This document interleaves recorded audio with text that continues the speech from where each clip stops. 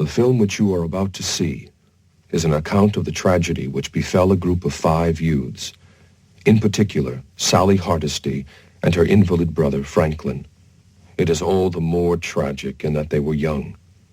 But had they lived very, very long lives, they could not have expected, nor would they have wished to see as much of the mad and macabre as they were to see that day. For them, an idyllic summer afternoon drive became a nightmare.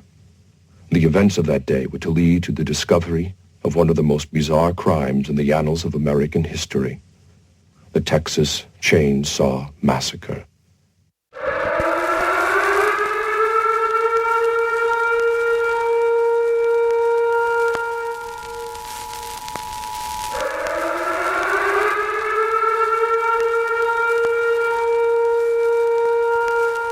This is the emergency podcast system.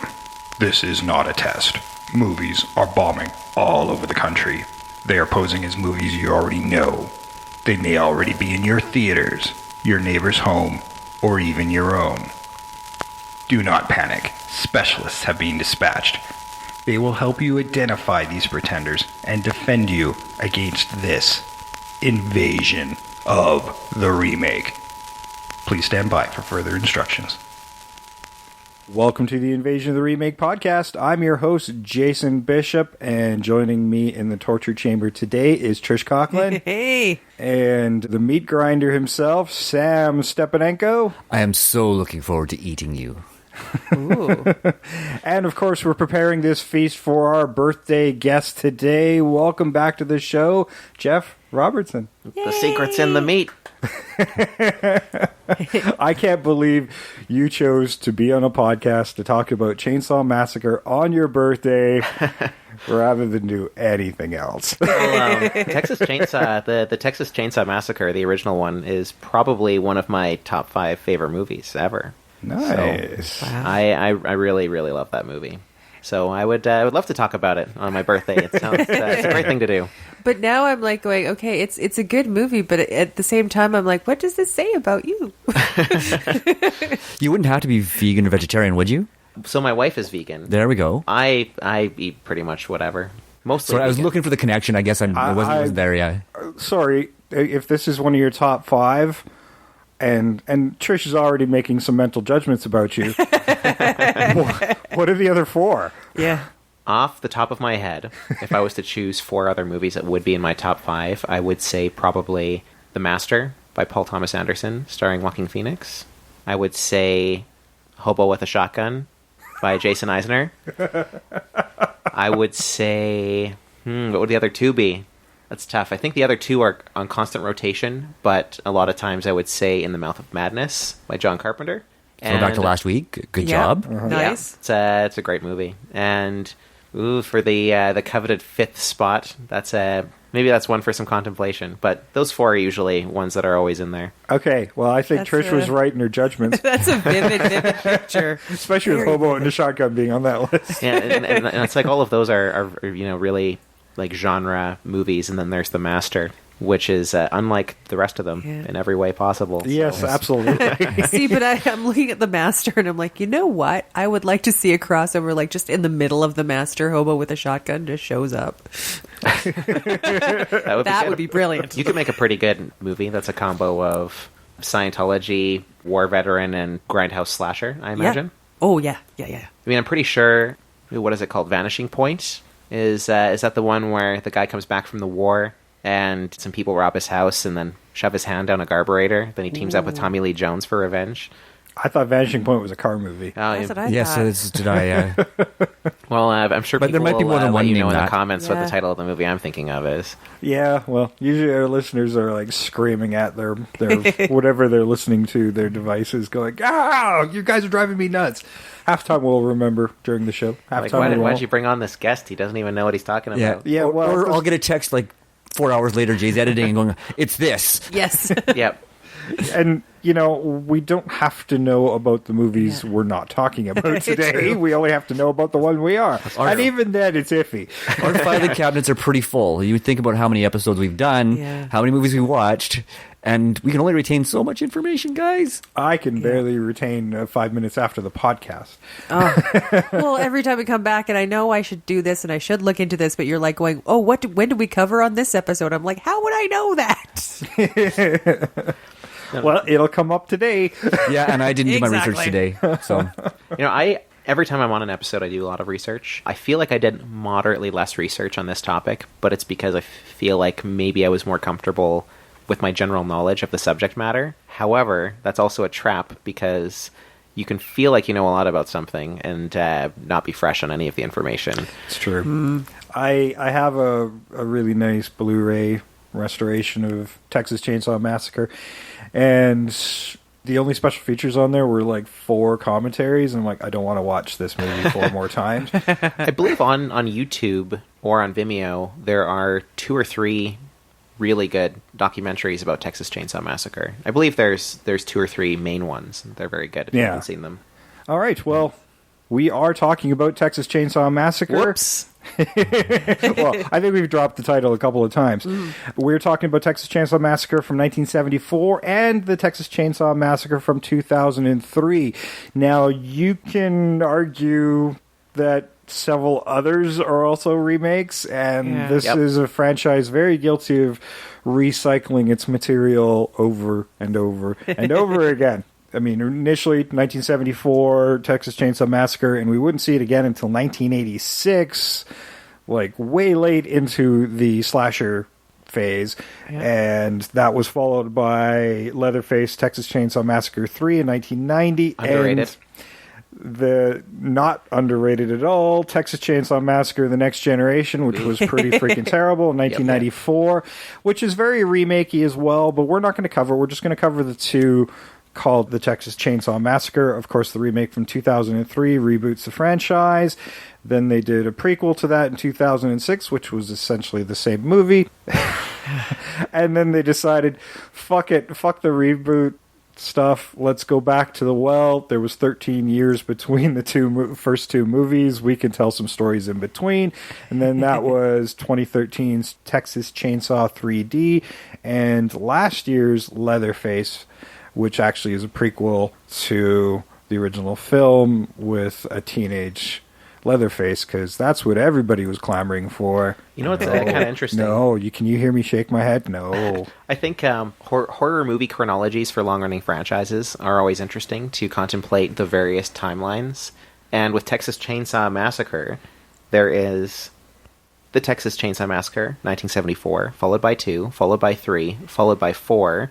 That's the first one. Mm-hmm. Then the 2 reboots, the reboot, then the prequel. And then, as you said, there is Texas Chainsaw 3D, and I found out that Leatherface exists within a chronology, the latest one, of Leatherface, the original Texas Chainsaw Massacre, then Texas Chainsaw 3D, and that's a trilogy now. Yeah, the last 2 are in continuity of the original series. Yeah. And they're doing that shit with Halloween now. We've had the Rob Zombie reboots, and now we're going back to the John Carpenter stuff, and I don't know if that wipes out any of the other ones or not. it wipes them all out except for the first one. Yep. Crazy confusing, but I guess the Japanese going, we have 3 different continuities for Godzilla. Screw you guys. Yeah. And possibly 4 now. I don't know. Yeah, we'll probably get to this later, but I'm curious, how would you rank all of the Texas Chainsaw Massacre movies off the bat? Well, I haven't seen them all, so I can't really judge. I haven't seen the last 2, Texas Chainsaw 3D or Leatherface, from just earlier this year, last year. So out of the ones I've seen, the worst is Texas Chainsaw Massacre The Next Generation. You bet. Ironically, the first one I ever saw. Which I'm sure did I'm surprised nothing. you saw any more of them after that. Well, we watched it together. Yes, we Which did. was funny. And jump-starting Renee Zellweger's career. Yeah, and Matthew McConaughey was... McConaughey. No. And number 3 was Viggo Mortensen. That was a cash grab after they did this years before. Yeah, It didn't jumpstart anybody. No, they were capitalizing. The movie I was just never saying. got a theatrical release. It was jump-started in the fact that they were hired. Yeah, and then it they was not knew released. it was a dog and kept it on the shelf, and I mean they weren't even close to making their budget back on that movie. So who here has seen all of the Texas Chainsaw movies? Not I. me. Oh, it's only me. Sorry. Crazy. Well, It's only the last two, the 3D and the Leatherface, that I haven't seen now. you know what? A lot of people give flack to 3D, but I mean, in my ranking, number 4 in my ranking, I didn't think it was too bad. I thought it was better than the remakes and the prequels. And yeah, it's You're not too bad at wrong. all. You're wrong. Your top 4 movies prove you to be wrong. Yeah, no, of all of them, the original is still the best. Oh, absolutely. I'm going to say that now because let's face it, it is the best. But yeah, I really enjoyed the ones from the 80s. Yeah. I mean, admittedly, I haven't seen them in a long time, so I don't know if they stand up to my current standards. But they were a lot of fun, and they were almost tongue in cheek to me. Yeah, the second one for sure. Yeah, I mean, when you get Dennis Hopper involved in anything, Yeah. Well, all I remember is the poster for it where they're posing like the Breakfast Club. Yeah. That's what really resonates. I don't remember much about. I think I've seen 2, but I don't remember much about the movie at all. I just remember that image. 2 is where they introduced Chop Top, Yeah. right? Because I remember really liking that movie. It had a very different tongue-in-cheek kind of tone to it. I remember really being taken by that film. I actually feel like Texas Chainsaw 2, in a lot of ways, is to the original Texas Chainsaw as Evil Dead 2 is to the original Evil Dead. I agree. Yeah. I'd agree with that. yeah, I would totally agree with that, actually. All right, well, here's the boring statistics for the Texas Chainsaw Massacre 1974. Certain people in the room are chomping at the bit for this. I have some thoughts, and I know that my information is not complete, but I just want to point something out. Yeah. Okay, well, the story and screenplay was by Kim Henkel, and the director and screenplay was also written and directed by Tobe Hooper, who we covered in... Oh, for God's sakes, The people. Poltergeist one. That's Thank it, you, thank Sam. you. Also, Episode 109. As this is soon the as first you time point I've to heard me, I someone say blank. his name is Tobe Hooper. Is it Tobe or Toby? Well, it's Tobe, so I'm going to say it that way. Oh, I always thought it was Toby. I've Heard it said both ways. I've so heard it both ways, and I kind of prefer Tobe. It's unique. And Right, for I a very don't- unique individual. But I don't know. I don't know him personally, so And at unfortunately this you point, won't. he Yeah. can't tell me. I go so with if he Toby. can't correct me, I'm right. I go with Toby because I'm less afraid with somebody called Toby. Yeah. I am definitely afraid of Tobe. Yeah, Tobe Yep. seems scary, but Toby, I'm okay with. Yeah, and we lost Toby/Tobe just last year, so this past year, so feels right to do this movie and talk about where his career began. This movie stars Marilyn Burns, Edwin Neal. Edwin, who equated filming this to something worse than Vietnam, in which he served. Yes, that says a lot. That doesn't sound like this was a fun film shoot. Alan Danziger, Paul A. Partain, William Vale, Terry McKinn, Jim Sidow, Actually, Gunnar Hansen, of course. Jim Sidow and Gunnar Hansen, I really feel like they bring it in this movie. Yeah, Gunnar really brings a lot to what makes Leatherface an actual character. Yeah. And I think he's the one who really fleshed out that character. And I think he was given a lot of freedom for it. John Dugan, who had to endure horrible grandfather makeup, and they had to shoot it within 36 hours because he refused to get back into it, and must have smelt of all sorts of smells. Oh, the smells on this movie. If you look at all the trivia, it's about the smells. It is. The coolest it was at night around 80 degrees, and Which was is- over 100 during the day. Yeah. Yeah, in Texas in Yep. Texas. with real raw rotting flesh on Yes. set. Yeah, Yes. and their budget not having it in the budget to have multiple different Costumes. costumes for every character. So Yep. all costumes going unwashed over the 4-week period in the hot Texas heat wave. Yeah. Yep. Kudos to this cast and crew, and this really brings up my point later. And of course, we've talked about this guy before. John Larroquette did the opening narrations on this film, and it's kind of interesting for a guy just starting out his career. He also did the narrations for the remake, and we've talked about John Larroquette a couple of times. Does anybody remember when? I do remember when, because I was A couple thinking, of times in a row. I remember that. So we actually remember. Trish, you remembered one? I remembered one and you remembered one. Yes. There was this moment of bing on your faces. It was totally. So you go ahead first, Trish. Okay, John Larroquette has a small part in Cat People. Which was episode 137. And then immediately after, in episode 138, in Altered States. I even did the math. How about that? You didn't do the research, but at least you came to you this time. Yeah. That's all right. I did the research last week. I even came up with stuff you didn't last week. So That's true. That's true. This movie rates really high on IMDb, 7.5 out of 10, and 88% on Rotten Tomatoes with an audience score of 81%. Budget-wise, this movie was just $300,000 initially on its budget. It wound up having to go back and get some more money on the editing room, but You know what? It's interesting, actually. I found a couple different budget figures for this movie. It was all over the place. Yeah, usually with these kind of movies, like if I go look on IMDb, it'll say one thing. I go to Yep. Wiki, it says another. I tend to believe the IMDb a little bit more, but Yep. sometimes the Wiki seems a little more realistic. This movie did gross, and both of them tend to agree. In the U.S. was about 30.8 million. 30.9, Yeah. somewhere in there. You know, I read actually something really interesting. I didn't write it down, but I read yesterday. Hold that thought for a second, because I think I know where that's going. Yep. I want Sam to bring up his thing. About the cast and crew getting fucked.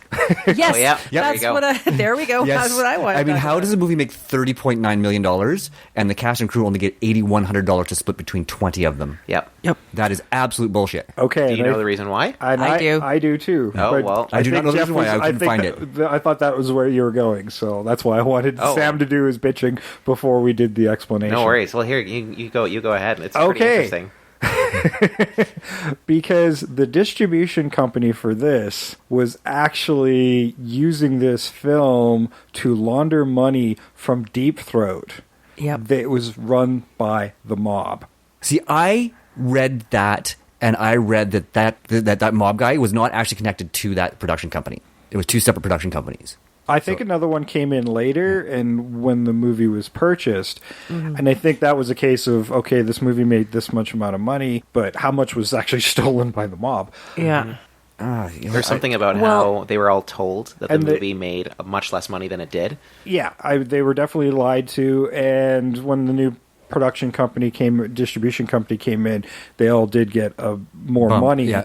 a bump, but initially they all got like just a few $100s. Yeah. Exactly. They sued, Yes. And they got I believe- $500,000 awarded, which is Yeah. still not enough. and I believe Yeah. that on top of that, when the movie was bought, they were paid as well as a part of the agreement to. When New Line Yeah, when bought it, somebody was New getting the Line rights. really stepped up to the plate when they Yeah. bought the franchise, the rights to the franchise. Which is interesting because they only made one movie.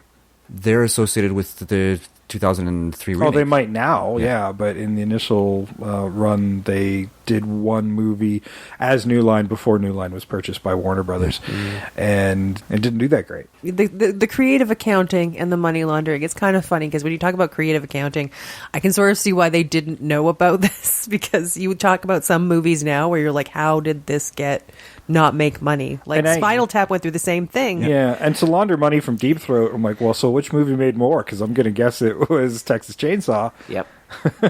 Most by likely, a yeah. large margin. Yeah. You know, and also talking about the budget, I thought it was interesting that relatively little money was spent shooting the movie, and they almost doubled their budget in post-production and editing. Yeah. That's also what I was reading, yeah.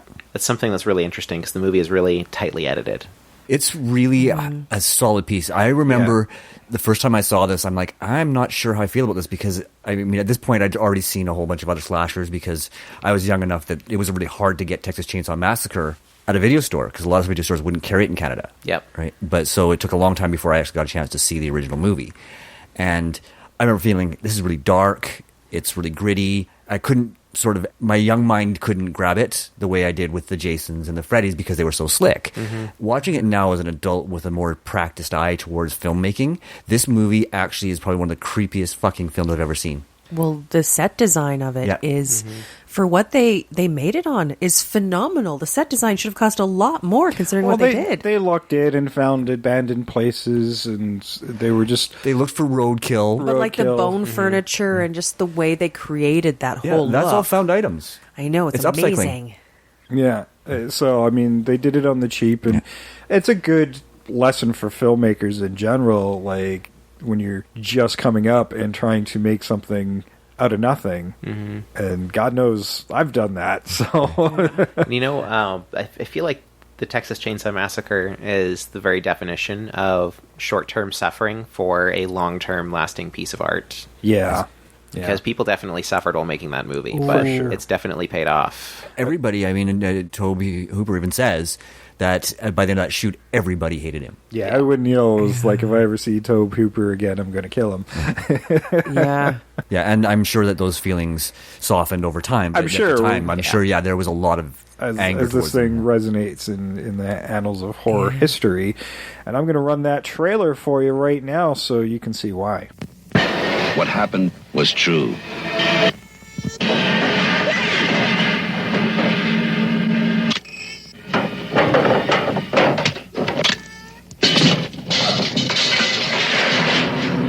The most bizarre and brutal series of crimes in America.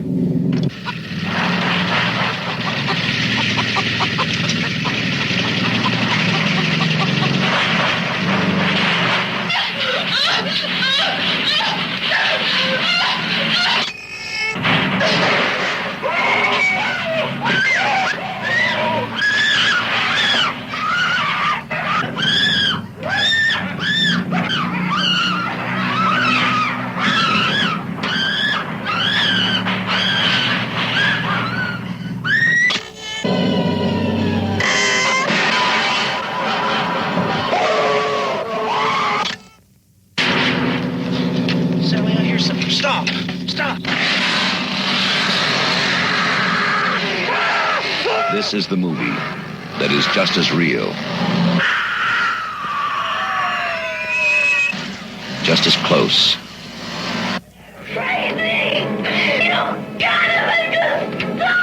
just as terrifying as being there. Even if one of them survives, what will be left? The Texas Chainsaw Massacre. After you stop screaming, you'll start talking about it. All right, that was the classic 1974 Texas Chainsaw Massacre. And what do you guys feel about this film in general? We already know this is one of Jeff's favorites. Yep. Like, when I watched this again, and I had just purchased a anniversary cleaned up Blu-ray, and part of me thinks it lost something because it didn't have that really gritty grain to it that I had initially seen the film, and I think that is part of what makes the movie so disturbing. Ironically, Tobe Hooper was thinking when he edited this movie together, we were talking about editing, he was aiming for a PG-13 or PG. Yeah. There was no PG-13 in 1974, but a PG rating. This is one of the least bloody films I've seen as a horror movie. But oh my God, for tension and tone, and because of the way he edited it and left so much to the audience's minds about what the horror was, he had trouble not getting an X. He had to keep editing it down just to get an R rating, and then he just threw up his hands in defeat and said, fuck it. Well, until you get to kind of the end where she's covered in blood, it's not that bloody of a movie. You know, and all the bloody parts are very visceral, like the hitchhiker cutting his hand in the car, or them slicing the woman's thumb, and the grandpa sucking on it. Well, that's because they actually sliced her thumb. Yep. Because they couldn't get the piping to work. Yep. And a lot of the blood in the final scene is from When she her ran through running the through forest. the bushes and stuff. She actually cut herself up. So there's a lot of legit blood in this movie. Yeah, there is. That was one of the other pieces of trivia I read, is that there wasn't a single cast member who was not injured by the end of the filming. I honestly believe that the term blood, sweat, and tears is made for this movie. Marilyn Burns covered all those things. Absolutely. Yeah, and she's the only one who really, and her and Gunnar Hansen really only really translated this into a middling career in film, right? Yeah. Yeah, and personally, I think the title of this movie should be Texas Clubbing Massacre, because the chainsaw comes out late in the film, and there's only one person who gets injured, and that's Leatherface. Yes. Also, Gunnar Hansen being injured in real life for that scene. Because it kept burning. They put what they did. They wound up putting this metal piping around his leg where the chainsaw would go, and then they wound up padding out the outside with meat and blood bags so you could get that effect. But what they didn't plan for was the chain hitting the metal and heating it up, so he wound up getting burns on his leg. Yeah.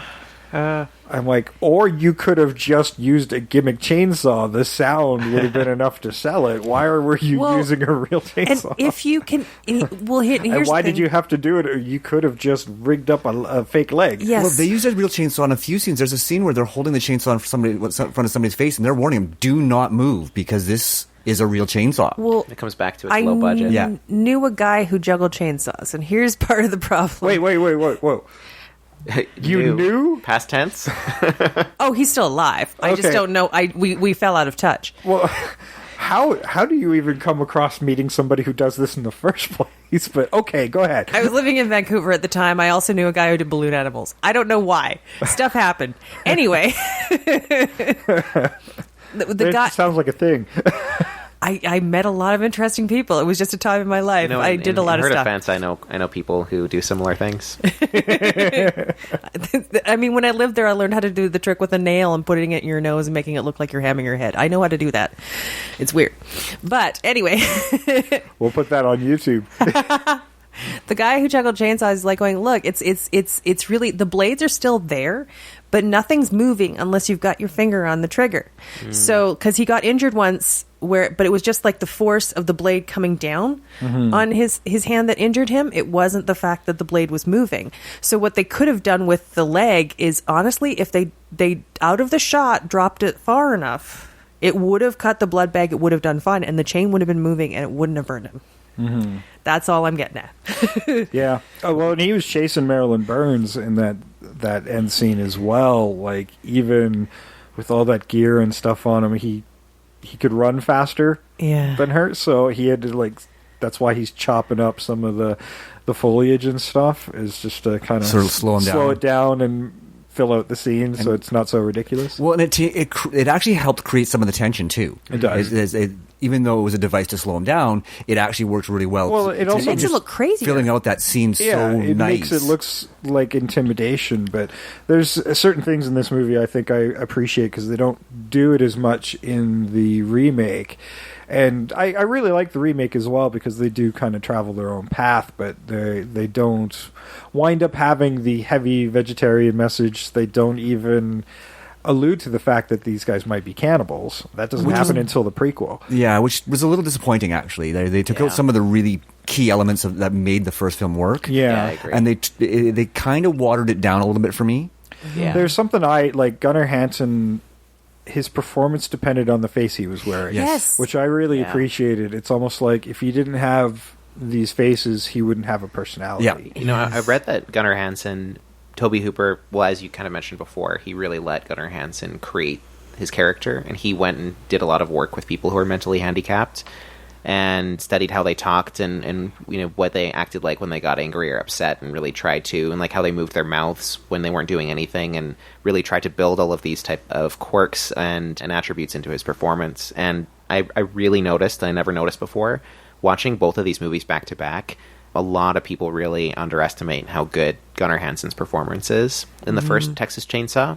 And in the remake, it's just not there. Yeah, I think, they just go for more monster in the remake. Yeah. Well, And that's mindless works. killer. Yeah, I don't know if it's quite mindless. There are certain elements that are still there to show that he still has that childlike mind.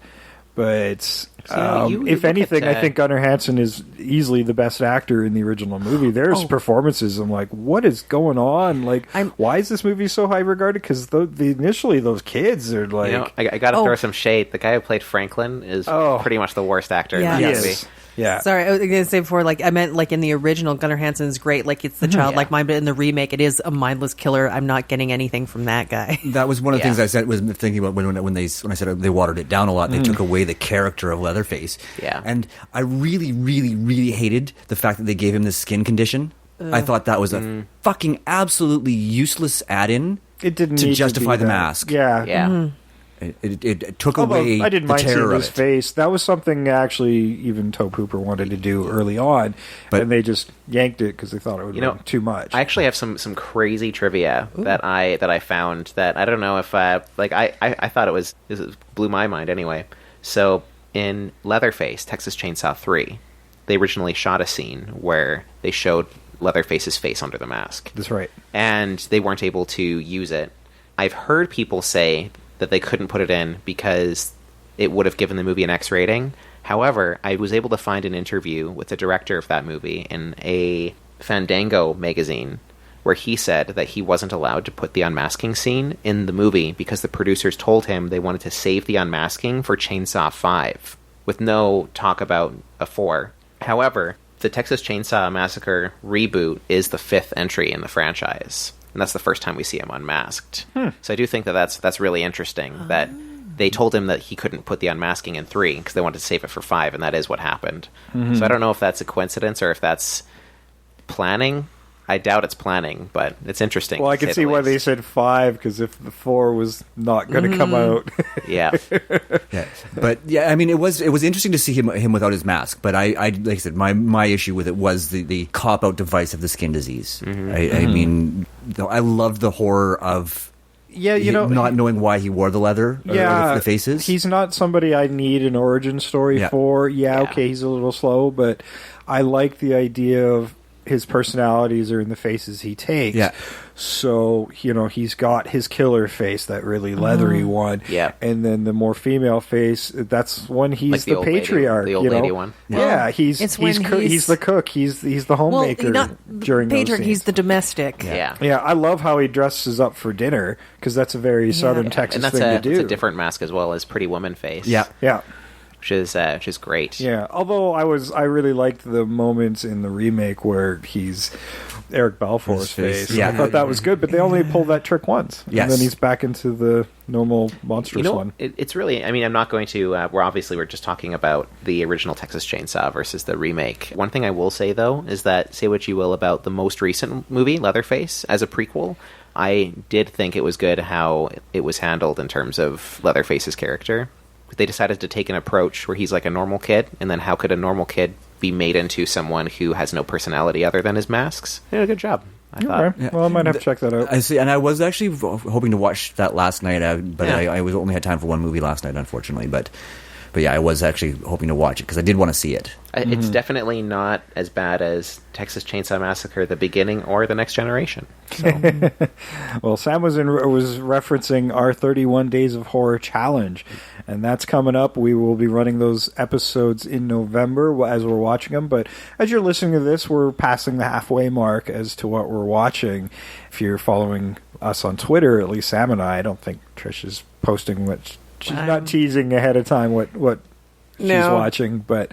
It's a surprise. Also, I'm lazy, so let's do that. Let's go with I'll that. say it's a surprise, but I'm just lazy. But yes, our 31 Days of Horror Challenge, and for us, that challenge isn't just to watch 31 horror movies, but watch 31 horror movies we've never seen before, and that culminates in a 2-part special in November. Well, we're hoping for 2, but... who knows? It could be longer.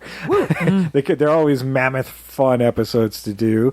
And if Jeff is holding up with his end, he might be joining us for that episode as well. Oh, you bet. Yay. Okay. Hey, back to the movie. Back to Rat. Back to Rat. You know what I think about the original Texas Chainsaw Massacre? So, not long ago, and I'm probably going to make people angry by saying this, I watched The Last House on the Left for the first time. And The Last House He's on young, the Left... forgive him. Yeah, The Last House on the Left was one of those movies. Actually, that was before my 31 Days of Horror. That doesn't even count. It's a movie I'd never seen before, and one that was always held up as a luminary of the genre, and something that a lot of people talked about very highly. And I watched it, and it wasn't as crazy as I thought. It wasn't as disturbing as it was built up to be, and I feel like Texas Chainsaw Massacre is maybe the only horror movie, or 1970s horror movie specifically, where people always build it up in terms of something that's really disturbing and gets under your skin, and it's the only one I think that really delivers. I might disagree with you on that, but we'll cover that when we cover Last House on the Left, because we haven't done it yet. And I saw them back to back, the original and remake, a few years ago. And I'm not saying it's bad, it's good. But no, I know you're not saying it's bad. But I think the original is quite disturbing, especially we'll get into it in a future episode. But there's some of that Keystone Cop stuff that I think really it feels out of place, but adds to the unsettling nature of that movie. But we'll get to that down the road for sure. Another episode. We have enough to talk about in this one? Yep. Oh gosh, yes. Like this movie, it's sort of part of what disturbs me about it. It's the odd thing, but when we discuss about like how uncomfortable it was for all the actors doing it, like I can feel it. Like the heat just comes off the screen. The heat, which would drive somebody insane, doing all this stuff in there. Like people could have died of heat stroke. They could have. I think most people in this movie were insane. Like on screen, I don't have a lot of sympathy for the kids because, well, at least Franklin, because he's so unlikable. Yeah, but he is. He's got the connection to the property that they're going to go to and hang out with after their encounter with the hitchhiker, the crazy hitchhiker. Yeah, that's probably my one issue with the original is, first off, their motivation for being there. I mean, it's kind of set up so it all ties together, but it feels a little forced to me with them going to check and make sure that their grandfather's grave is okay after these grave robbings. It just doesn't feel as organic as it might have. And that may have just been due to limitations of the writing. You know, one thing I actually think is really interesting, and I actually somehow completely forgot about the very, very beginning of Texas Chainsaw Massacre, where they have recordings of a news report set to like photos, and they're talking about grave robbings. And I thought that was actually a really, really evocative of its source material and inspiration. I was going to bring that up too. Like this was something they used in the 70s a lot of times, based on a true story, but they don't have to be. Like it is. This is based on the story of Ed Gein, and Ed Gein also inspired Psycho and Buffalo Bill in Silence of the Lambs, as well as lesser-known movie Deranged, and they're all very different movies. So you got to take it with a grain of salt because there's so little that's actually real in this movie. And with Ed Gein, he wound up in the 1950s. He was notorious ghoul or grave robber and would use that to make furniture and all sorts of things with the bones of the dead. And he killed 2 women as well. People think he's a notorious serial killer. He only actually killed 2 people. Not to diminish the seriousness of that, but he was definitely mentally ill. He was big on skinning people and making stuff out of their skin. There was lampshades. He had a dress. There was tons of stuff, and then using their bones. like skull cups and bowls. Yeah, and I feel there's more of that in the original film of Texas Chainsaw than there is in the remake. Like for sure. Their like Texas home in the remake is actually quite well kept. It's too clean. It is too clean. You know, it feels like more a southern estate would look. I would actually say that for the remake, its biggest problem in general is the whole thing is too clean. Yeah. And actually, I was disappointed to read that. So with the remake, the DOP or the cinematographer, they got the same cinematographer as the original Texas Chainsaw Massacre. It was Daniel Pearl, and he was working with Marcus Nespal on a couple movies like Pathfinder he shot, and he convinced Marcus Nespal to direct the remake, who originally didn't want to, because he didn't want to touch hallowed ground. Then after convincing him to direct it, went on to say that he didn't want to shoot it in a gritty documentary style because he did that already, and he wanted to shoot the remake with a traditional Hollywood style. And I really feel like that was one of the major detractors from the movie, was the cinematography. Unfortunately. Yeah, I think the It did film... make it look same. And I think it looks good, but yeah, and that's just it. I appreciate the remake. I think it's... for remakes is a fairly strong one, especially from Platinum Dunes, who just goes downhill from there, right? And there's plenty of them. But I got to give them kudos for doing something different. Is it better? No, I don't think so. There's those subtle things that, and I think it's just a case of accident having the right guys for the original, because there's the original is like flash in a bottle. Yeah, it is. Like the performances aren't great, but. And then you get annoying characters like Franklin that it's like, Jesus, hopefully he dies early. And he doesn't. But I think he was supposed to be annoying. That was the whole point of Franklin. Yeah, and I did appreciate that the remake didn't use the same characters from the original film. Like, they are different characters. There's nods to them. Instead of Franklin being in the wheelchair, it's the father figure. Of Leatherface, the patriarch of the family. The old grandpa with no legs. Yeah, I mean, pervy and that family's a very different structure as well. you don't have that big dinner scene at Which the I end missed. of the movie. I really missed that. Yeah. It is a shame. I actually feel like if you were to remake Texas Chainsaw Massacre, I feel like there would be a couple things that I would consider touchstones of the franchise that you do not take away, and that would be both cannibalism and the dinner scene are so iconic. But I think Well, that's the removal of it is because the cannibalism was gone, the dinner scene was gone too. Yeah, they don't. I think they allude to it, but they never come out and say it. They never really show it. 'Cause you can't really get the impression. They did it in the prequel, but I think after Texas Chainsaw Massacre 4, the Next Generation, they didn't want to do that again so quickly because they did do the dinner scene in there, and that movie's just horrible. Like, movie's here's horrible this for a lot of remake. reasons. It's a remake, and a remake done really badly. So in hindsight, this is actually pretty good. It's like a remake sequel. Like maybe there's mutant people involved sure, with the government. kind of like when we did Evil Dead, except like the whole badly. the whole maybe takeaway of the Next Generation. Spoiler alert for those who are listening, but don't watch it. It's terrible. There's a whole thing about how the government controls cannibal families all across the United oh States. god, I forgot. my about God. And how the original family in the original Texas Chainsaw was a government experiment where they make people cannibal families, and maybe also the people working for the government are mutants. Terrible. That was the Just one thing I terrible. enjoyed in the prequel movie, although there's not much to enjoy. terrible. The prequel to the remake is they show this dying town and how they survive in this economic struggle. It was kind of a necessity for them. And I mean, they An took interesting that right commentary. from the original movie. Yeah. Because they talk about that when they pick up those the hitchhiker. undertones are Yeah. there. Yeah. Yeah, they. You know, one thing I that just blows me away every time I watch Texas Chainsaw Massacre is every time I watch it, I feel like I take away something new. But that's a movie where it's really amateurish, and it's a first for most people involved, and it gets a lot of credit for being a very amateur movie. But there's so much about it that is so technically proficient. There's so many subtleties, and there's so many script details and small scenes and acting choices that really flesh out the world and give you a greater sense of things that are happening. Yeah, I think that was the freedom in that movie really helps that movie. Yeah. In a lot of respects. Yeah, and we were talking about strong performances from Gunnar Hansen, but the actor who plays the hitchhiker, Yeah, he's great. he was so amazing, especially in the scene in the van. When you felt like he was crazy. Yeah. There's no doubt in your mind that this individual was crazy. It didn't feel like somebody performing crazy. It felt like somebody crazy. Right? Yeah, and absolutely. He's another actor who did go on to do some more film work, mostly voice work and stuff like that. I read that he did all 120 voices in a English language adaptation of a Japanese TV series. That's crazy. Wow. That is nuts. You know, I was saying to my wife last night when we were watching it that there's a lot of movies where they say, oh, this is the reason you don't pick up hitchhikers. It's because they're murderers. And that's kind of the case with this one.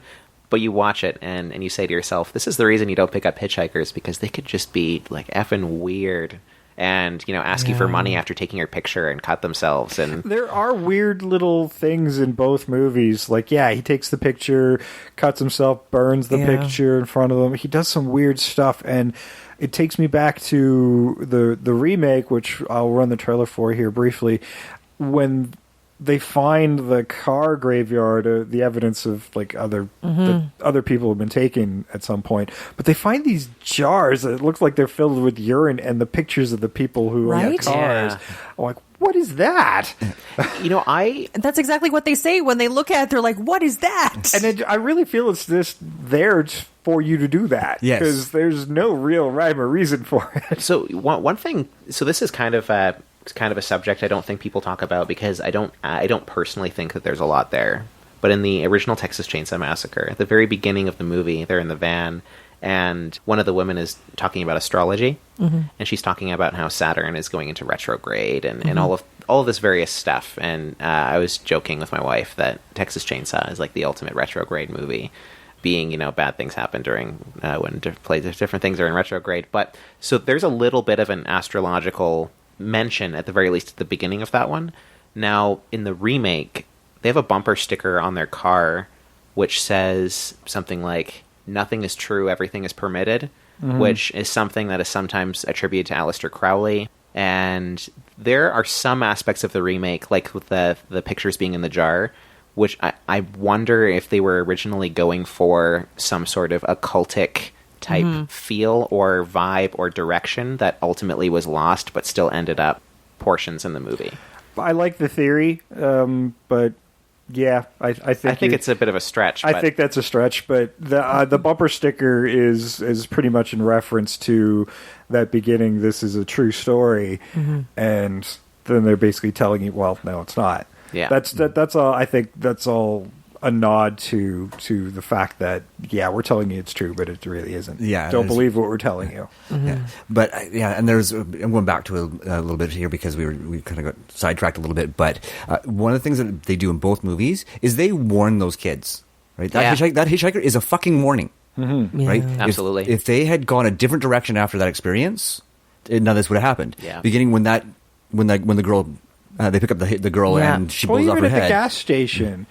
I think he's trying to keep them from going near the house. Either that, or he's going to call and say, "Hey, I got you a fresh batch over here." Yeah. Right. Either way, but I feel like it's more of a warning per se. Well, certainly, and in the remake, our Lee Ermey is basically warning them.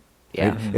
It's like they want to do this, but they don't. They also don't want to. There's that weird conflict there. It's kind of in both Cabin in the movies. Woods, Yeah. where it's like Cabin in the Woods. I totally think the whole homage at the gas station is this Cabin in the Woods, where they're like he's telling them, he's warning them off, but at the same time they're going to go ahead. I gotta defend the family just a little bit because in both movies these strangers just go tromping in their house. Oh yeah, that's true. Because in fact they're in the remake they're trying to help them. Use the phone, wait outside. If fucking Balfour would have just stayed outside, I think everybody would have been fine and off on the road. Then we wouldn't have a movie, I guess. We wouldn't have the movie. And it's interesting, too, because at the beginning of the original Texas Chainsaw Massacre, there's also the guy who's drunk at the graveyard, who's lying on the ground. And, that's a warning. Yeah, and I mean, they, especially in the original film, they're going into the house and only Leatherface is there. Yeah. So with this childlike mind, he doesn't know what to do. Like he feels threatened. He's defending his house and his family because he doesn't know what else to do. There's nobody there to help him. Another aspect of the remake that I thought was a missed opportunity was Leatherface's introduction in the original. Is the guy walks up and then Leatherface steps in front of him, and then it has a close-up shot of him, and he's holding up the hammer, and he hits him, and what an introduction. And the first time you see Leatherface in the remake, Leatherface is shambling, and you see his face in shadow, and they do a whole bunch, and I feel like for such an iconic introduction and such a shocking introduction in the original one, it was maybe a missed opportunity not to do like a big star reveal type thing in the remake as well. Especially when something that really sold how frightening the scene was that one. A couple times they do close-ups of Leatherface as he's about to kill someone. It's almost like the sight equivalent to a jump scare. Because they don't have the sound, but they do a scary close-up when you least expect it. Yeah, I'm going to run the trailer for the remake here, but I do want to talk more about the sound design on that film.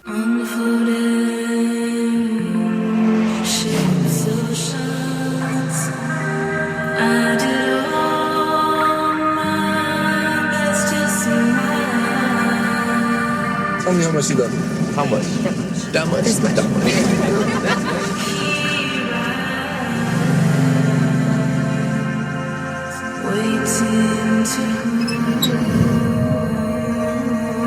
Hey, are you okay? They're all dead.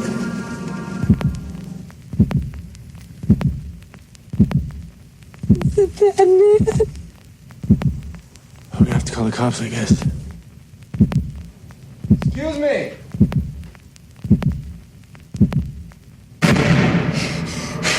What the hell was that? What? I just saw something. Alright, that's it. If somebody's out there, just come on out! What is that? The hitchhiker. What were they all doing here? What the hell are you doing in my house? You're gonna die.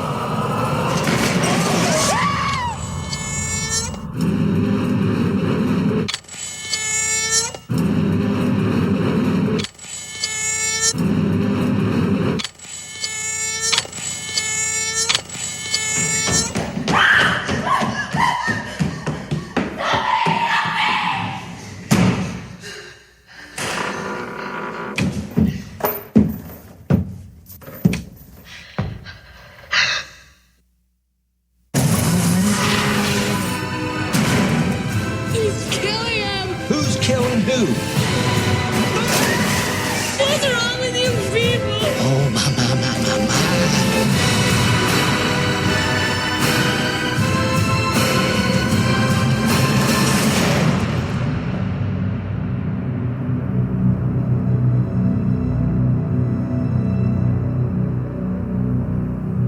Okay, we were talking a little bit about sound design, and the original film really doesn't have it. Like, that's part of the effectiveness. It kind of of does, though. Like there's no traditional music. No, but they there's do a lot have of subtle things. They going have. on. I mean, they have music that is that they got proper permissions for, but they didn't wind up going for traditional score. Like, there's a lot in the original movie where, in lieu of a score, they have basically use of what animals would hear in Sounds. slaughterhouses. Yeah. Yeah. And there's a lot of slaughterhouse sound effects used to great effect throughout the movie. Yeah, you can even hear like the squealing of pigs a lot. Yes. Yeah, so I feel like even though it's subtle, there's a lot of sound design going on in the original. Oh yeah, movie. yeah. It's not a case of the score building up the mood. It's these really out of place sounds and sometimes the lack of it that adds to the disturbing nature of the film. Yeah. We've talked about that before, where sometimes not having music or sound effects actually creates tension better than having the music does. Absolutely. Mm-hmm.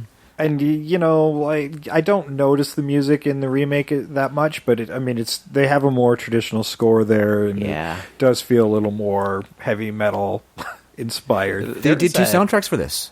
Did they? Yes, they did Oh, a I know. traditional I kind of score, figured they and then would. they did a heavy metal soundtrack. There you Yeah, go. there's the music inspired by... Yeah. And it's just think in your head of 15 bands from circa 2003 that are like hard rock metal bands, and they're on there. So.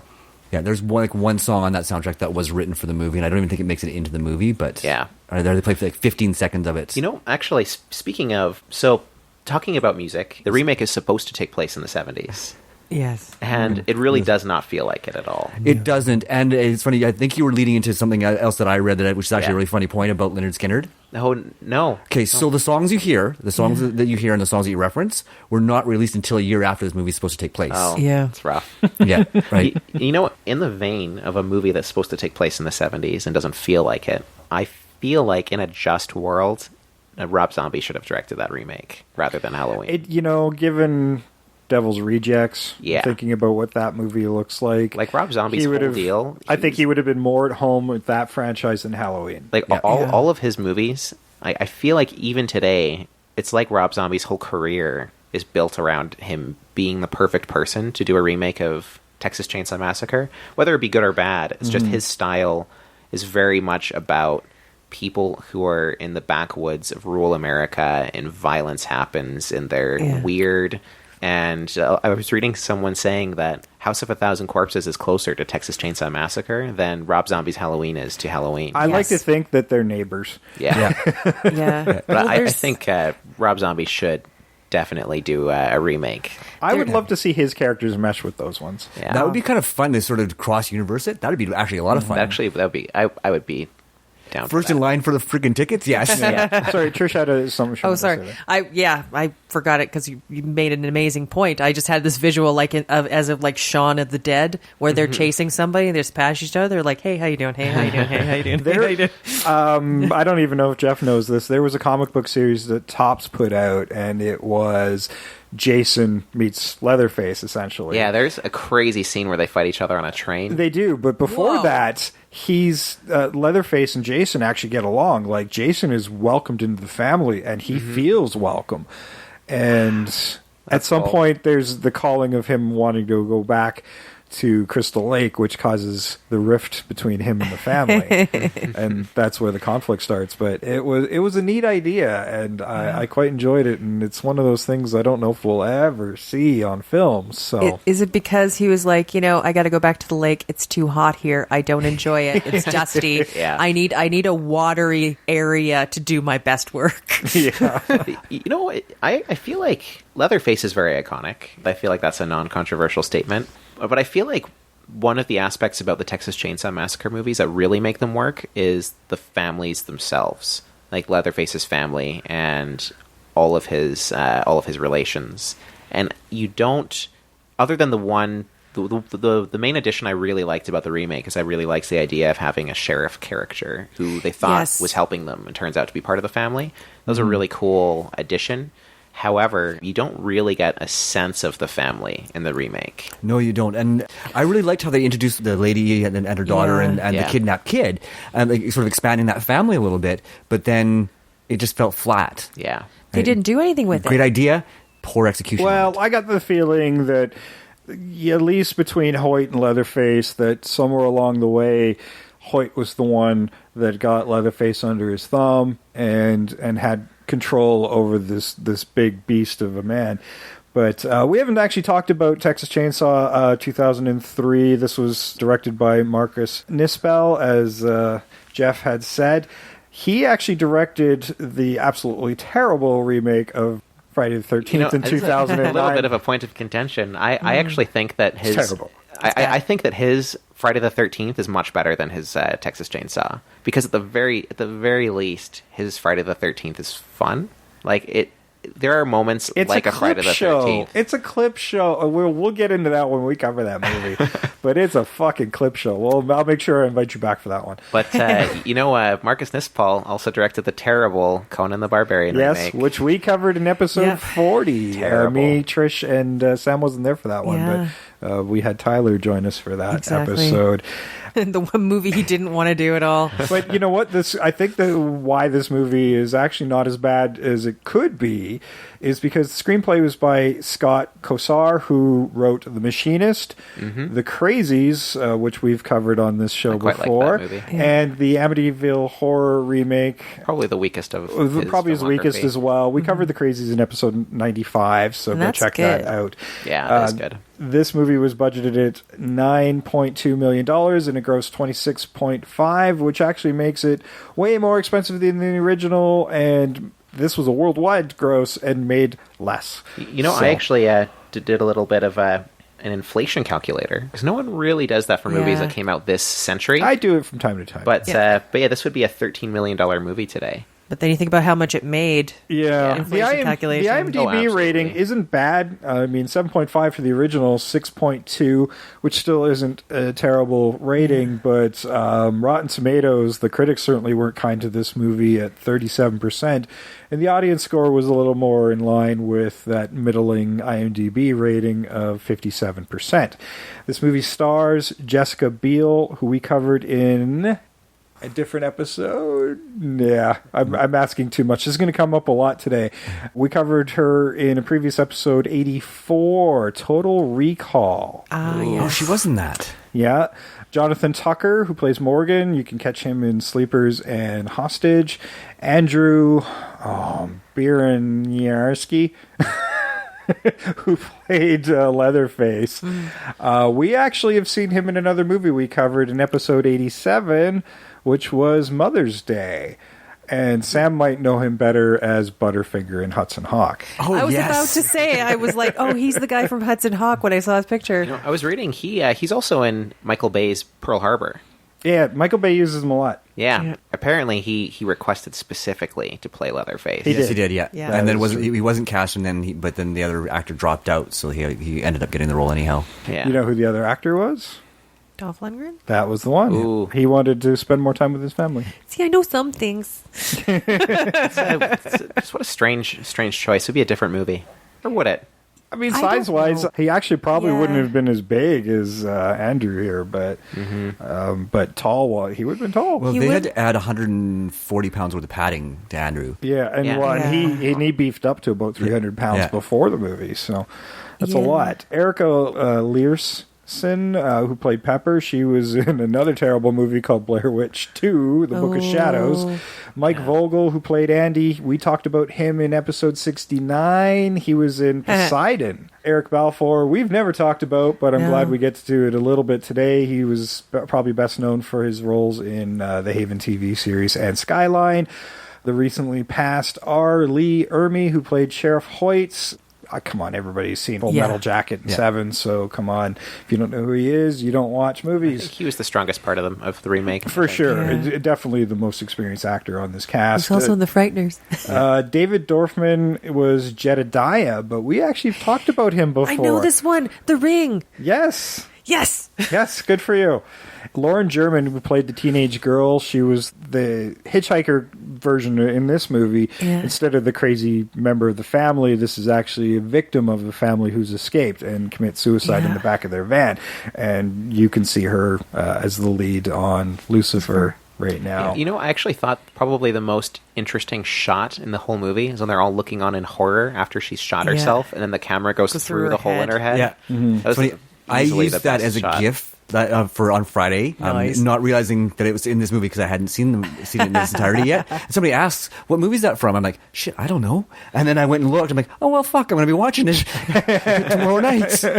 Kind of a bit of a spoiler for me. You know, it's been a long-term goal / dream of mine to draw a comic remake of Texas Chainsaw, but swapping all of the main teenager characters with the Scooby-Doo gang and replacing Franklin with Scooby-Doo, because they all drive a similar vehicle. Their archetypes are similar. You know, this is like a bit of a passion in my brain. I actually, just speaking of Twitter, I just recently posted on my own feed. I found somebody had made a picture of Shaggy and Scooby pointing at the wall, and Michael Myers had pinned Freddy to the wall. See, going with the Scooby Gang, I just imagine that, at the end of every episode, oh no, it's the old man who ran the just use theme park, but it's Leatherface. They're like, oh no, it's Yeah, exactly. Put it back on. I did a number of drawings a couple years ago, various scenes from Texas Chainsaw Massacre with Scooby-Doo characters, and like Leatherface about to put Velma on a hook and stuff like that, and it was pretty good. wow. There's That's a good way to segue to talk into some of the controversy about the original film. Go for it. With they talk specifically about the scene where they put the one female character on the hook, and how this movie sort of started that trend of victimizing women in horror films. Interesting. Which is interesting because our heroine, Sally, she The saves victims are herself. about 50-50 in this movie. They are. They're about 50-50. In fact, all the men fully die. The chick in the freezer still might have been able to get away. She believes that she's gotten away. Although she did get hooked, so I'd like to think her spine's probably not in the best of shape. No, I think I think she probably would have gotten hooked like under the shoulder blade because it would have held Probably. better. But this is when we talk about how like actually non-bloody this is. When I see somebody getting put on a hook, like it's a very visceral reaction. I'm not seeing anything, but I'm imagining it. You And know, that's one of the things horror. that really sells it so well is that character. You've just spent the whole movie with a lot of shots of her from behind and how she's wearing a top that comes from behind her back and then up Oh yeah, it's on open her back. front. And it's the 70s, so she's not wearing a bra. So there's a lot of shots of her, and you see her bare back. And then when Leatherface picks her up and hangs her, you subconsciously know or convince yourself that she's being hung on a hook for real. Yeah. There's not clothing to hang off of. Yeah. Now, in the remake, they show that Pepper getting hanged, but there's a scene where they find Eric Balfour in the tub, but you can see there's a hole in his shirt and where he had probably been hung at one point. And I thought that was actually pretty cool, that they show that he had been hung, but we never actually got to see that actually happen in the film. And then we see the other. I'm sorry, I've forgotten his name, but the sort of the other male character. He also gets hung on the hook with Andy? after his That leg was- gets cut off. no, Andy. Morgan. Yeah, Morgan. No, Morgan in the remake. no, Morgan. All three. Actually, all three. Oh, there male is characters- another one. Andy, the blonde Andy's guy, the one. gets He hooked. gets He's the hung one who because also after gets his hung. leg gets cut off. Yeah. Right. So they hang. It's Oh, actually, I was sorry. It wasn't Pepper who got hung. It was Andy, because Pepper actually never makes it to the house. That's right. That's right. And- So yeah, they sort of set that up as it's something he does to everybody, right? So it's not just something that happens to the female characters, and they flip that on its head a little bit, and I like that. Yeah. There isn't as much blood as you think in the remake either, because there's a lot of times where it cuts away as you think you're going to see the gore, and then Especially when Morgan dies. Yes. Right. Yeah. Right. I was reading that they did a lot of special effects and they really had to cut it back because they would have gotten an X rating. Yeah, no, there was a lot. Like when they're cutting, I can't remember who got cut in half, but you just see the chainsaw move up to the groin, and it was supposed to be like guts pouring was out Morgan. and all that. That was It was Morgan, Morgan. yeah. and you just see, what's going to happen, and they cut away from that. Yeah. So it's interesting that stuff got shot and then never used. And considering how bloody some movies get now, that the one we were talking about earlier before we started podcasting is a good example of that. Yeah, we'll talk about that one in November. That's why I just said one we were talking about. Yeah, and it's another one where the character is really great with no dialogue. And it's a very similar scene. Yeah. Well, and you speak about the hanging, Andy got on a hook, but Morgan, he's just got cuffs on. Yeah. But it's still his go-to move to hang his victim so he can't get away. Mm-hmm. Yeah. If anything I've learned from Texas Chainsaw is Leatherface, he's way better with a hammer. Yes. Well, it's interesting because it's a slaughterhouse thing to knock him out. See, exactly. They talk about it with the cows. We touched on it a little bit about this being the original being a vegetarian movie. And Toby Hooper has famously said that Texas Chainsaw Massacre, it's about meat. Yeah. And that's as Trish just mentioned. You in a slaughterhouse, you'd hit an animal over the head, and they talk about how humane it is to kill versus the hammer to the head versus the air gun bolt gun. Yeah, and that ties in really nicely to something that bothered me. There's one when they're chasing Jessica Biel's character through the slaughterhouse. Yeah. There's a scene where she looks through this hole in the door, and one of the guns is right there. I was waiting to see that used at some point, and I was really deflated when they didn't. Yeah. I just wanted to watch, Javier Bardem with a really weird haircut just wandering around. Yeah. Because that's how he does it. One of our favorite directors, Guillermo del Toro, actually said he went vegan after watching the original Texas for a little while. That's really interesting. Well, and for me, it's not so much when they talk this movie's about meat and slaughterhouses, and that's what people say, this is the vegetarian message of it.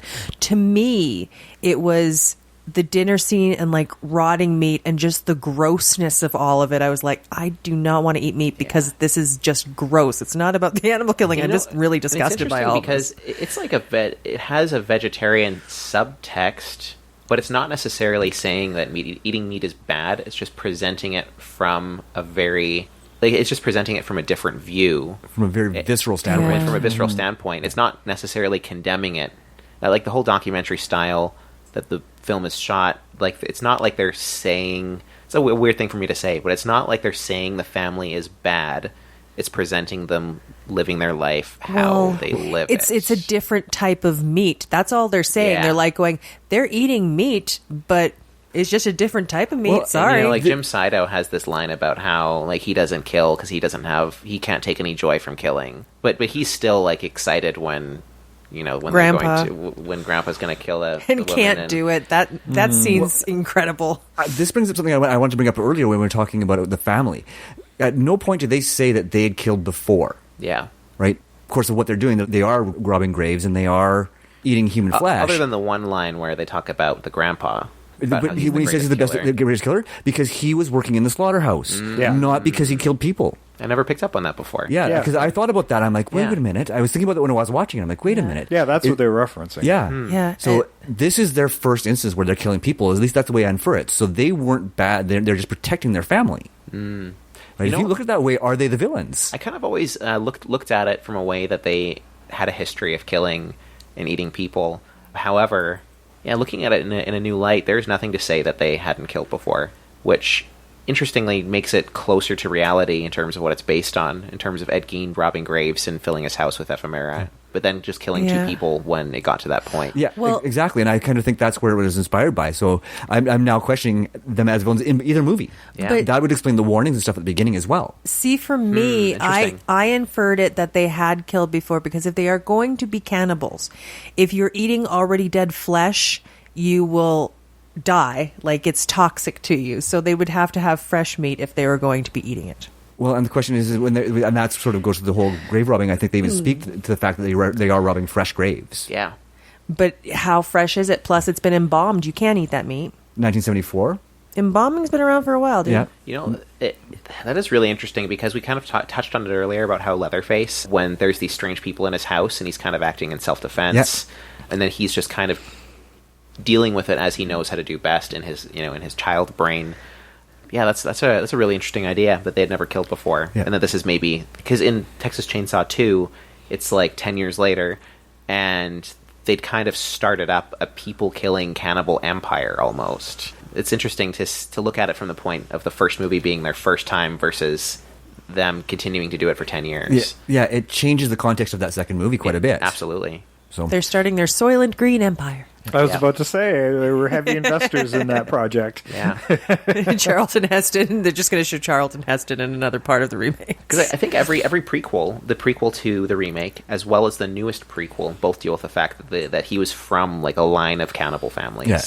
Yeah, I don't like that. I like the idea of it was economic desperation that drove them to that. to robbing graves and eating human flesh, and then this crime of opportunity is what it is. Yeah, absolutely. Right. Then again, I mean, the history of it's eating of your own species causes a DNA degradation. Yeah. And Mad cow I disease. don't think they've ever said anything in the movie about inbreeding, but But you kind of infer it. Yeah. I mean, it's not as although you don't see any women in that family. No, they Unless- talk about mother in the first one. They do talk about mother. Right. Yeah, And- they talk about mother. well, you do then, see the skeleton in there's the skeleton. chair. Yeah. That's what I was about to say. Yeah. They do have. That's what I'm saying. The family has no women in it for some reason. It's like there was a mother who died, and then the role is taken on by Leatherface. Yeah. Yeah. I got the feeling in the remake that the two women in the trailer were at least part of the family in some way. I think they are. Yeah. Yeah. I think that's why they put that in, because it felt like a weird thing. They're like, this family has no women. How are they making babies? Or why don't they get to stay in that big house? Well, That's what I wondered about. That's what I was actually, when I was rewatching the original, because it has been a long time, and I almost was thinking that that's what they were keeping Sally for, was for breeding. They were going to turn her into a broodmare. Interesting. Right? That's what I thought. That's where they were going with that, and then I remembered sort of what happens after the dinner scene. Well, that's probably what they were trying to do in the remake, because the hitchhiker is obviously very, very traumatized. Yeah. Well, there's also, I remember reading that in the remake, it was originally supposed to be part of the script that Jessica Biel's character was revealed to have been pregnant. Yes.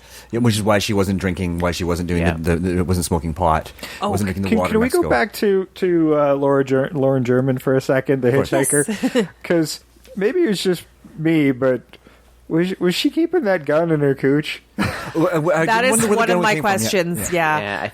She must have.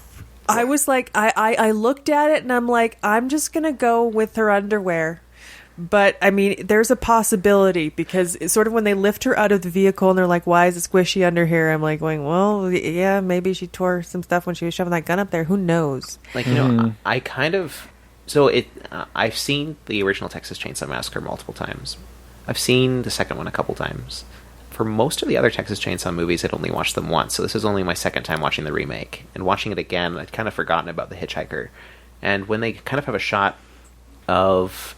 It's like her legs, like under her dress, like there's a lot of what looks like trauma. I had wondered if there was something untoward that had gone on. Oh, like I we were absolutely saying. believe that. But then she pulls out the gun. But I feel like that's maybe implied that she had gone through some trauma. Yeah, and that's kind of what I inferred, and that's where I went there with, because like I said, when I was watching the original, I was expecting that. That's what I was kind of expecting, because it made sense. It would have made complete sense for them to be keeping her as Like, a why did breeder. they keep her so long, and why did they keep her for dinner? Why did they have her for dinner? And all that stuff sort of sets up. It's like, well, we're going to make you part of our family, whether you like it or not. Yeah. You know, actually, talking about family dynamics, I read something earlier that I also had somehow missed before, about how Jim Sydow, I'd always just assumed that he was playing their father, but he's apparently playing their brother.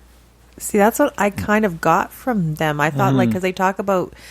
I thought they all referred to that old decrepit guy as their father. As grandfather. Well, as grandpa, That's the yeah. grandfather. Grandpa. And yeah. Jim Sydow says, go and get your grandpa. But if he's playing their brother, and they were raised by their grandparents, because I'm assuming that's what the other female body was the grandmother. Yeah. That's interesting to wonder about where are their parents? If they made a point to not have parents.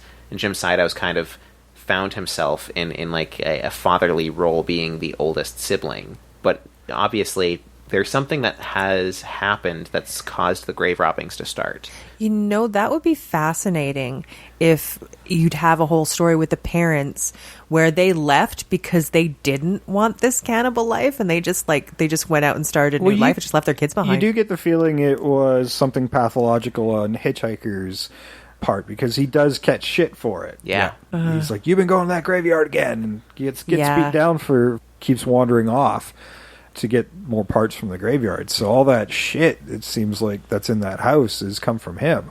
And it's almost like there was some sort of inciting incident in their life that's caused their family dynamic to start to unravel, which has caused the grave robbing. Like, maybe it's something that he's been doing more because of something. Leatherface has started to presumably be more vocal. I don't know. There's a lot to unpack in the original Texas Chainsaw. Yeah. Mm-hmm. And one of the things about the original one too is in the original, every member of that family is clearly mad in some way. Yeah. Ooh, yeah. Right. Whereas in the remake, you don't get that sense. Yeah. Right. I mean, certainly you get Arlie Ermey, who plays up the crazy a little bit. Like, they're kind of just portrayed as backwoods. Yeah. They're not as nuts. Like the stereotypical, inbred hillbilly trope. Yeah, and I don't think that they were subtle enough to pull it off in the remake. Yeah.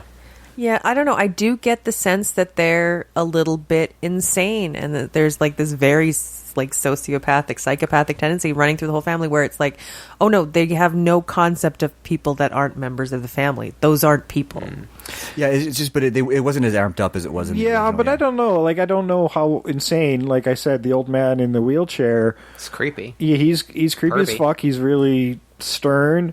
But he does initially try to help her, making Eric Balfour stay outside, and it's only until they intrude on the home uninvited before shit goes down. Yeah. When Jessica Biel is helping him on the toilet, though, when he's trying to grab her ass, like Leatherface said, that's clearly a distraction. Well, but like there's a shot where Leatherface walks by the camera, then he looks over and smiles. So I almost wonder, like, he could have had some untoward plans. Yeah, I think maybe there probably was some during that moment. Yeah. I mean, certainly my theory about them having not killed before is completely blown out of the water by this remake, because they've got they've got the car graveyard and all the other victims, right? Yeah. Mm-hmm. But in the original, I kind of got the feeling that they were protecting themselves. Yeah. Well, see, and that's why I like the sheriff. Everybody always views Texas Chainsaw, like every single other movie is about how this is something like it's established, they've done this before. And I feel like, I've never thought about... Yeah, well, the original, like, he took out the first guy, and people are coming back in the house, and Leatherface is alone. He's kind of chasing them out again, and he's rocking back and forth in the living room, like, what do I do? Like, people keep coming into the house. And then, like, Jim Sido out. Initially gives him an earful about the whole thing. Yeah. And then Hitchhiker points out, like, oh no, like, there's this one, like, he did good, like, we have this one here. And then Jim Sido, like, thinks for a moment and thinks of something else to yell at Leatherface about. Oh yeah, because he damaged the door. When chasing them. Yeah, that was funny. Yeah. And I love those really brief moments of humor in the original, right? Because it breaks some of that tension, because it really is a tense movie. Right? I mean, like I said, I didn't appreciate how tense it was the first couple times I watched it, because I was just too young to really appreciate how strong the filmmaking really was. Like, I actually, like, Texas Chainsaw is one of those movies where I kind of use it as a marker for a period of time in movie history, not just horror movies, but movie history in general. Like, I'll watch a movie and think, oh, this was post-Texas Chainsaw Massacre, or this is pre-Texas Chainsaw Massacre. And in a way, like, I also do that with Night of the Living Dead. And there are these movies that are milestones in terms of people kind of started making things differently after that point. I watched a movie not long ago that was another satanic horror movie, and I won't say what it is because I want to talk about it later. It was after Texas Chainsaw Massacre, but I felt like it was before, and it's interesting to see other movies catching up to the new precedent set by a certain film, and the original Texas Chainsaw Massacre definitely set a new precedent. Yeah, it's the rawness of how it was filmed. Like, I think that grain in the original film is to cover up a lot of what they can't afford to make look better. And like my restored Blu-ray, I think actually takes away from some of that tone, but it showed how something raw and unrefined can really get under an audience's skin. And I think Texas Chainsaw is an example of a lot of happy accidents. Oh, absolutely. Oh, for sure. And you think about how many slasher movie tropes this movie created. The isolation, the using found items as weapons, right? And household items as murder weapons. And the final girl. It's all these tropes sort of came out of this movie. Yeah, this really precedes the big slasher trend. Yeah. As we said, it's going to be another 12 years before they make another one. Yeah. And, you know, it's also interesting, too, about how Texas Chainsaw, the original, some of the most frightening scenes happen during the daytime. You know, the one woman tries to run out of the house and Leatherface grabs her and pulls her screaming back inside of the house.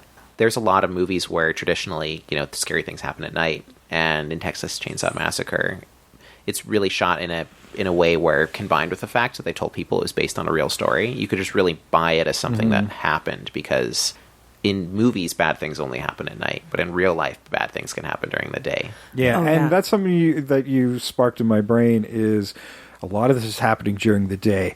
Does anybody else fucking live here?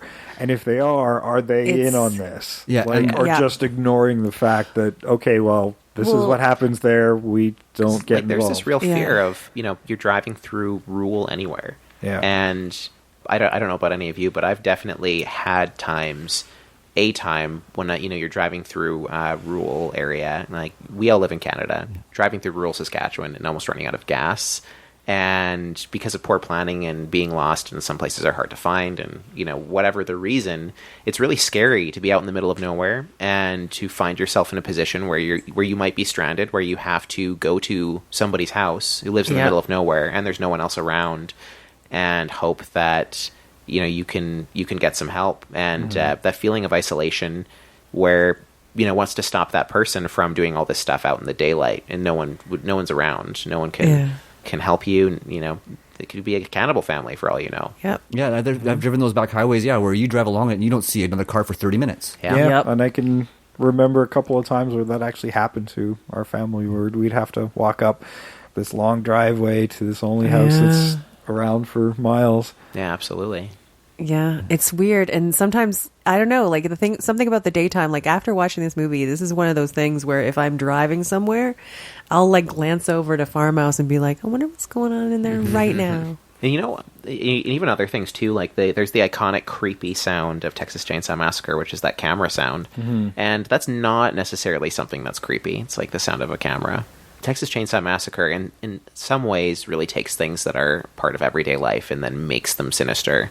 Yeah, I mean, those camera sounds are associated with basically crime scene photos, so suddenly you're attaching an image in your mind to it. So now when you hear it, especially if you've seen this film, or even the remake, which uses the exact same sound, it is probably one of the creepiest sounds in the film, because you're associating an image with that sound. Yeah, you're literally taking a snapshot in your brain. Yeah. Like, you hear that sound, and forever afterwards you associate it with Texas Chainsaw.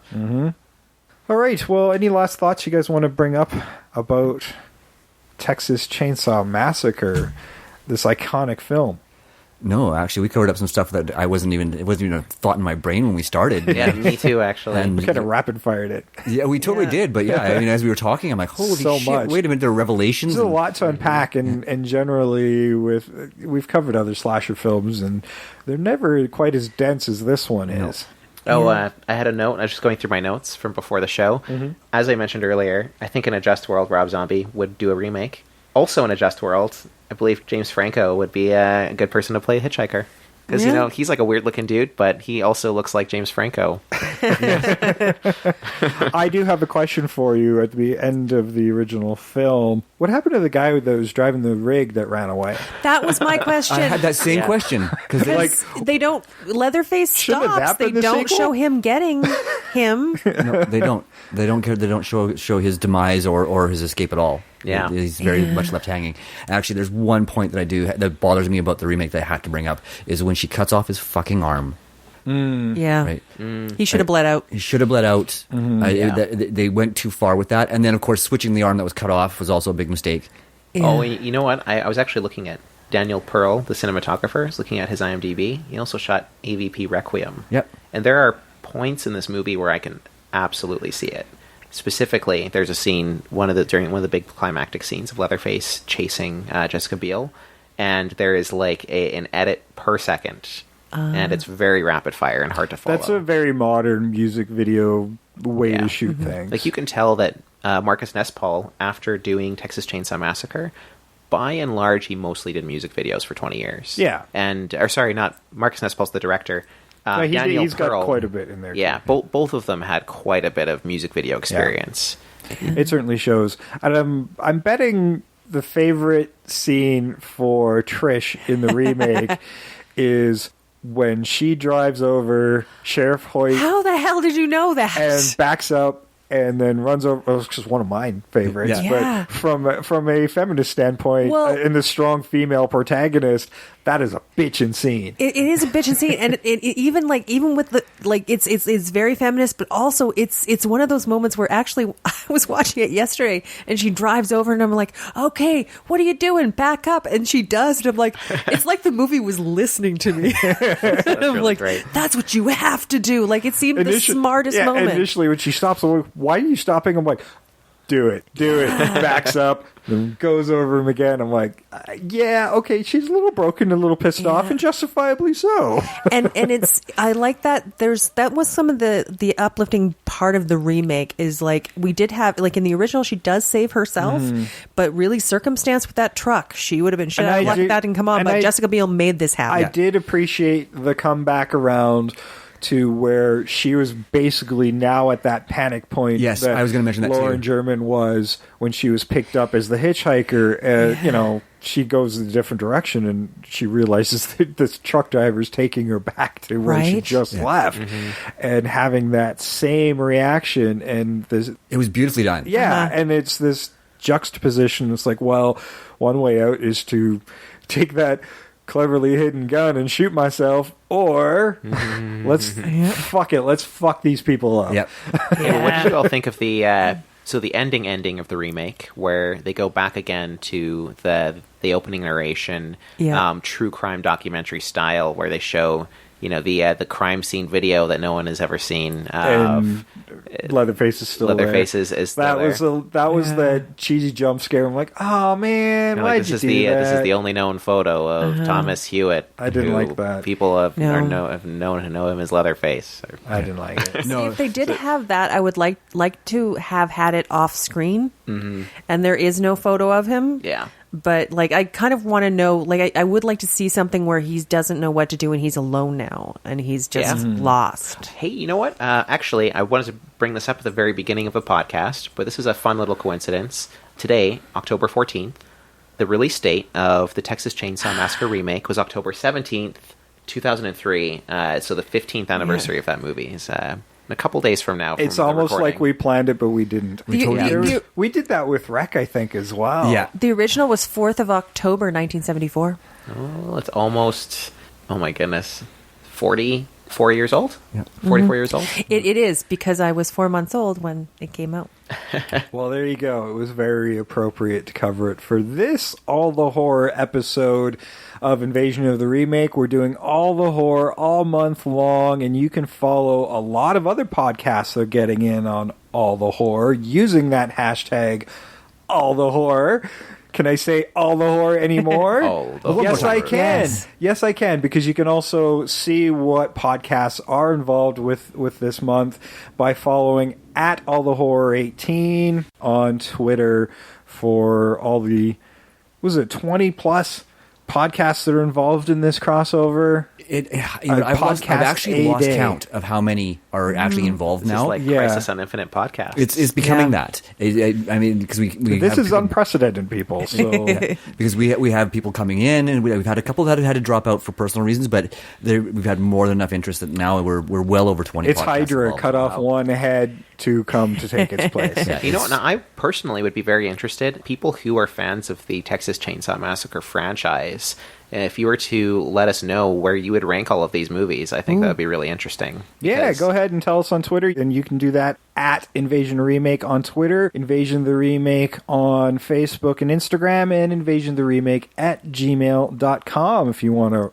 rank your Texas Chainsaw Massacres I can kind of guess which one's going to be at the end of that as far as the worst and the best. Texas Chainsaw is one of those franchise where you pretty much can guess universally which one will be number one on everyone's lists and which one will be the last. But it's the I middle. feel like a lot It's of the middle people can part. make arguments for every single other one of those movies. Yeah. Very true. Yeah, and I mean, if the original Texas Chainsaw Massacre isn't number one, don't bother. Yeah. What are you doing? If you haven't yet, definitely check out. If you're a new fan to Texas Chainsaw Massacre, maybe you've only seen the first one, maybe you've only seen the remake, I highly recommend checking out Texas Chainsaw Massacre 2 and the underrated Leatherface Texas Chainsaw Massacre 3 with Viggo Mortensen. Yeah, see, Texas Chainsaw, there's some big names that came out of that. Yeah, well, I mean, you could say that about horror franchises in general, so, some of these older ones, and who's come out of them in the long run. So, I mean, Laura German's been on several seasons now of Lucifer. Yep. So, and she had just a bit part in the film. A very iconic but bit part, yes. Yeah, well, I mean, she initially went out for the lead part, but I think she got a very memorable role in that film. I don't think anyone certainly would ever one forget of that the scene if most they've seen important. Yeah. Like you don't forget that. You don't Yeah. forget that scene. Actually, one more point. We were discussing this before, where they were coming back from Mexico, and that's why they were going through Texas, because they were buying some pot down in Mexico in a piñata. Yeah, Going to a concert. Going to see Leonard Skinner. Yeah. It's like, hey, I heard that there's this song that's coming out in a year, but we are hearing it on the radio. It's called Sweet Home Alabama. It's going to be really good. See what I like? It's funny that they still tour and there's only like one member that's still alive. But I don't know. I liked the fact that they weren't going to check on Grandpa's grave, but circumstance, just simply being on that road was all it was. Yeah. That makes it just seem much more horrific. You know, and a positive thing I'll say about the remake, even though there are a lot of failings, like it's definitely a flawed movie, but I think that the script and the writing is actually pretty good. I think that in terms of a remake, the original's flawed as well. yeah, like the original is great, and for writing a remake of something so iconic, I think that they went in some interesting directions, and I think that they really tried to think outside of the box in some ways, and I really appreciated it. Yeah, I think for trying something different, I think they were more successful than some of the other remakes that we've had over the years. For sure. And that we've covered on this show. I think they were more successful than Nightmare on Elm Street was. Yeah. Oh, for yeah, sure. absolutely. If I hadn't known this was a remake and if it wasn't a Texas Chainsaw Massacre movie, this would stand out as a pretty decent horror, just in general. It's like a pretty good, especially among early 2000s slashers. It's pretty decent. Yeah. Yeah, it's just having that remake tag on it. That's what kind of drops it down a little bit. I think then the failing of the franchise as well after number 3 is they do keep going back to the same well of these kids wander onto their property and then they get murdered, and it's like, you know, actually they have Texas one Chainsaw official 3D, remake, but like there's Texas Chainsaw 3D and Leatherface, like both really try to beginning. go, well, like both of those really try to go out of their way to do something different, which I really appreciate. yeah, Because 3D kind of starts off that way, but it goes in a completely different direction. well, that's good. I know a lot of people seem to really hate it, but that one and the new Leatherface, while also being flawed, I do really appreciate when people try to take something like Texas Chainsaw and really try to go in a different direction. I mean, generally horror, if it hits like a 50% mark, that's doing pretty good. Yeah. Yeah. And most of these Texas Chainsaw Massacre movies do, with the exception of the fourth one, The New Beginning, or the not Next the Next Generation. Generation, I should say. Yeah, The Next Generation. Oof. It's like a bad title, it's a bad movie. Well, don't I just watch kept it. waiting for Patrick Stewart to be Grandpa. Yeah. You know. Hey, yeah, oof, rough. Yeah. All right. Well, help out the podcast, guys. Don't be that lone stranger on a empty back road. You can hitch a ride with us. We're fine. We won't do anything bad to you. And you can tell other people how to find the show and find us. We are in a ton of different places. We are, of course, on our host site, Libsyn, as well as iTunes, Apple Podcasts, Google Play Music, Stitcher, Player FM, TuneIn Radio, iHeartRadio, and Frickin' YouTube. yeah. And of course, we're in a ton of different places. Just look for Invasion of the Remake on your favorite podcast provider, and chances are we're there. So We're pretty hard not to find. tell your friends, tell your neighbors, and share us out on your social media and help spread the invasion. Now, we'll be back next week with our final addition to All the Horror, with some guests again coming in. I'm not going to tell you what that movie is, but we got some exciting stuff for that particular episode. We'll carry on the horror stuff into November, and we will finish off with our 31 Days of Horror specials once we've actually got to view them all. Yeah, we're only about halfway through now. And by that point, we'll be knocking on the door of Christmas stuff. So we'll be getting close to the end of the season, but we'll take a break from the horror after November. And we're like Treehouse of Horror. The horror special is always in November. Well, we trickle in horror all year long, but this is when we go crazy with it. Mm-hmm. And traumatize ourselves every year. Yeah, we look forward to it. Usually by August, we're getting the shakes. We're like, we could cover one now, but we're so close now. But then we forget that every year around, like, maybe between the 15th and the 20th, you're like going, what's wrong with me? Something's terrible is happening. Why am I so desensitized? Oh, no. Yeah, I'm actually looking forward to getting past the movie portion of watching movies, because they just dropped The House on Haunted Hill on Netflix, and I can't wait to watch that. Same here. And I'm still kind of working my way through The Purge over on Amazon Prime as well, the TV series for that. So there's still lots of great horror to watch as far as serialized television goes. So I can get my fill in other things, but I gotta watch the movie stuff first. Yeah, I know. Yeah, because TV don't count. This 31 Days of Horror challenge, you really don't factor in all your favorite TV shows. You have to kind of deprioritize for the month. I do, and there's stuff I want to watch, but I'm like, well, okay, they're going to have to hold off for a couple of weeks. And Doctor Who started too. I am sneaking that one in right now. And also Riverdale. I might be the only Riverdale fan here, but yeah, I think so. Yeah. Maybe Riverdale just started, and no spoilers for anyone who's listening, but oh my goodness, the season 3 premiere was just batshit crazy. Well, and Netflix is going to be premiering, I think by the time you hear this, it'll be out. The Chilling Adventures of Sabrina will be hitting Netflix. Yeah, I think it's after. I think it's the 22nd or 23rd. Yeah, so near the end of the month here is... well, I'm going to go back to the Melissa Joan Hart stupid ones, which I love. These new ones are going to be great. I think so too. Well, till next week, I've been Jason. I am always Sam. I continue to be Trish. And I always return as Jeff. Jeff 3.0. We are out of here.